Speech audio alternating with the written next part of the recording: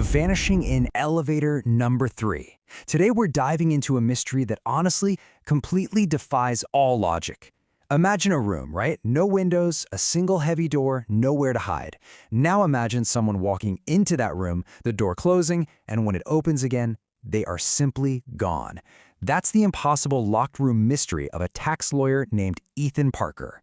Okay, let's dive right into this and look at exactly how a man evaporated into thin air and the terrifying reasons why he actually had to. To really wrap our heads around this case, we gotta start at the exact beginning. 8:06 p.m. This is the precise moment Ethan Parker walked into the lobby of a 17-story office building. The receptionist's CCTV cameras caught him perfectly. He's wearing a black coat, carrying his usual laptop bag, and he walks with absolute purpose directly toward elevator number 3. He doesn't speak to anyone, he doesn't even pause. So, the CCTV camera inside elevator number 3 catches him stepping in totally alone. The door slides shut and his steady climb begins. He passes floor 8, floor 10, floor 13, heading straight up for the top level, floor 17. The camera maintains a totally clear, unbroken visual of Ethan just standing there by himself. It's the perfect closed system. But here's where things get seriously chilling. The elevator hits the 17th floor. The doors open. The camera out in the hallway catches the doors opening. They stay open for a few seconds, and then they close again.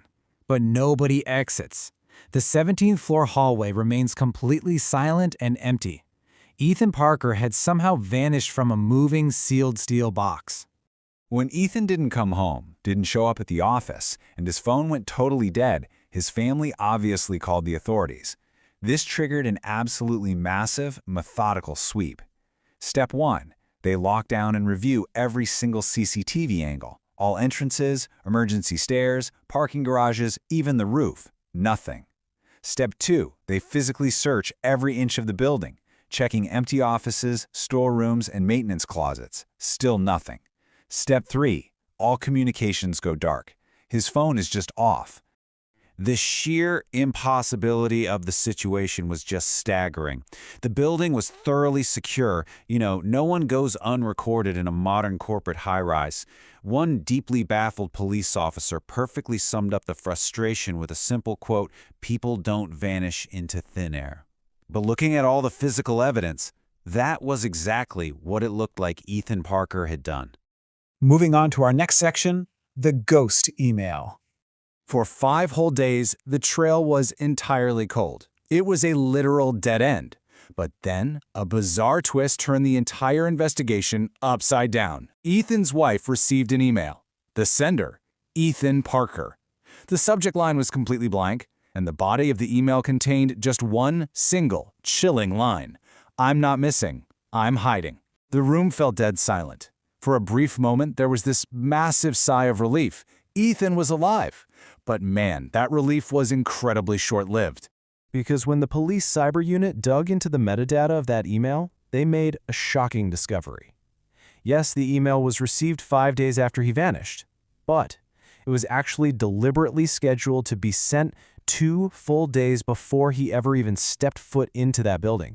And that brings us to the most vital question of this whole breakdown. Why? Why would a successful, highly rational tax lawyer meticulously script and schedule his own disappearance? We've kind of moved past the how of the locked room now, and we have to understand the why. What was Ethan Parker so utterly terrified of that he felt he had to just erase himself from the world? Well, the answer lay in his work.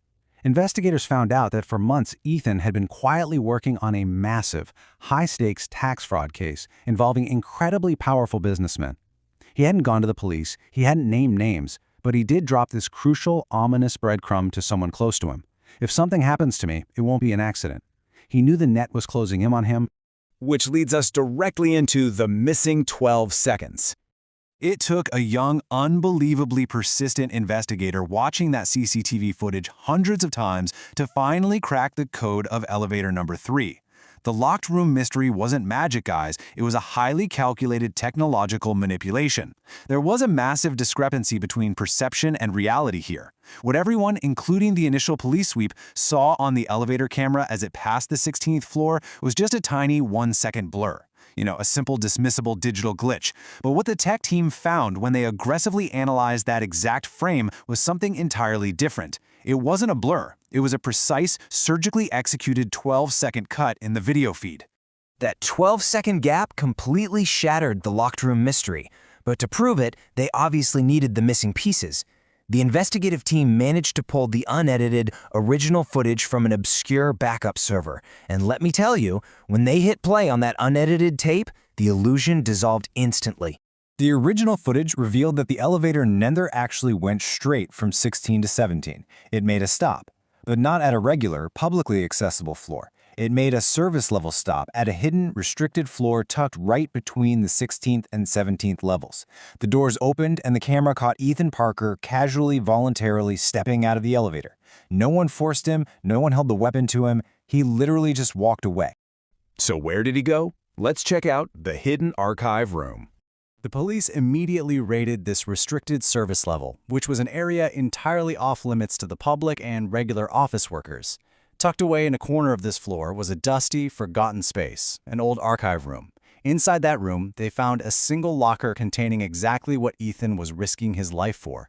We're talking thousands of damning documents, concrete proof of massive money laundering, secret financial ledgers, and incredibly incriminating video records.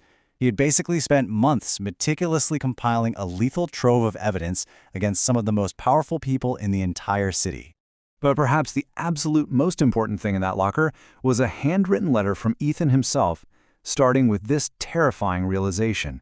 If you're reading this, then I'm either dead or hiding. The letter explained his extreme paranoia. He had realized he was being followed, right? But worse, he discovered that there were deep data leaks within the investigation agency itself. He literally couldn't trust the very people who were supposed to protect him. And on the very last page of that letter, Ethan finally revealed his target. There was only one name written down. The horrifying twist, the mastermind behind this massive fraud, was a highly respected, deeply influential businessman. In fact, it was the exact same man who had been going on television news for the past week, expressing deep concern and sympathy for the missing Ethan Parker. Unbelievable, right? Let's wrap this up with the return of the whistleblower. The evidence was finally secured. The mastermind was identified, and the truth of the elevator was totally exposed. Exactly 2 weeks after he vanished into thin air, the locked room mystery reached its ultimate conclusion. Ethan Parker walked into the Central Police Station on his own 2 feet. He was exhausted, bearded, and totally worn down.